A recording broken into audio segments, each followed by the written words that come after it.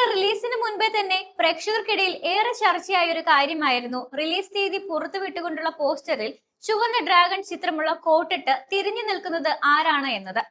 ട്രെയിലറിലും പ്രത്യക്ഷപ്പെട്ട ഇതേ ആളെ കണ്ടെത്താൻ പഠിച്ച പണി 18 നോക്കിയിട്ടും പലർക്കും സാധിച്ചതുമില്ല. ആമിർ ഖാൻ, ഫഹദ് ഫാസിൽ, പ്രണവ് മോഹൻലാൽ തുടങ്ങി പല നടന്മാരുടെ പേരുകൾ വന്നെങ്കിലും ആരെന്നുറപ്പിക്കാൻ ആർക്കും കഴിഞ്ഞില്ല. ചിത്രത്തിന്റെ റിലീസിന് തൊട്ടു മുൻപായി അതേ ആളുടെ പുറം തിരിഞ്ഞു നിൽക്കുന്ന ക്യാരക്ടർ പോസ്റ്റർ കൂടി എത്തിയതോടെ പ്രേക്ഷകരുടെ ആകാംക്ഷ ഇരട്ടിച്ചു. എന്നാൽ സിനിമ റിലീസായതോടെ ആളെ പിടികിട്ടുകയും ചെയ്തു. ഇപ്പോഴിതാ ആ കഥാപാത്രത്തിന്റെ ക്യാരക്ടർ പോസ്റ്റർ പുറത്തുവിട്ടിരിക്കുകയാണ് സംവിധായകൻ പൃഥ്വിരാജ്. എമ്പുരാന്റെ അവസാന ഭാഗത്ത് അബ്രാം ഖുറേഷിയെ പോലും വിറപ്പിച്ചുകൊണ്ട് അവതരിച്ച ആ കഥാപാത്രം ചെയ്തത് കൊറിയൻ വംശജനായ US നടൻ റിക് യൂൺ ആയിരുന്നു. ആഫ്രോ ചൈനീസ് നെക്സസ് ആയ ഷെൻ ട്രയാഡിന്റെ അധിപനായ ഷെൻ ലോങ് ഷെൻ എന്ന കഥാപാത്രമായി എത്തിയ റിക് യൂൺ ഇതോടെ പ്രേക്ഷകർക്ക് വലിയൊരു സർപ്രൈസ് ആയി മാറി. എന്നാൽ ഇത് റിക് യൂൺ ആണെന്ന് നേരത്തെ തന്നെ ഊഹിച്ച് പറഞ്ഞവരും ഉണ്ടായിരുന്നു. മാത്രമല്ല, ഇതിന് നേരത്തെ റിക് യൂണിന്റെ കാസ്റ്റിംഗ് ഏജൻസി നടൻ ഇന്ത്യൻ സിനിമയുടെ ഭാഗമാകുന്നു എന്ന് പറഞ്ഞുകൊണ്ട് പോസ്റ്റ് പങ്കുവച്ചതും സംശയത്തിനിടയാക്കി.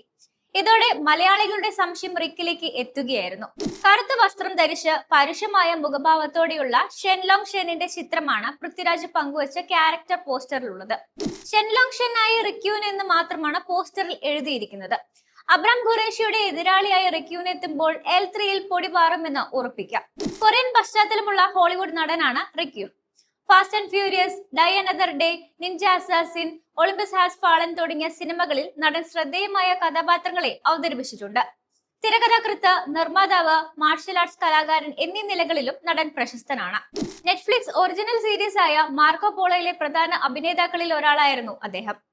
അതേസമയം രാഷ്ട്രീയ വിവാദം ആളിക്കത്തുമ്പോൾ ഗ്ലോബൽ ബോക്സ് ഓഫീസിൽ തീ പടർത്തുകയാണ് പൃഥ്വിരാജ് സുകുമാരൻ സംവിധാനം ചെയ്ത എമ്പുരാൻ.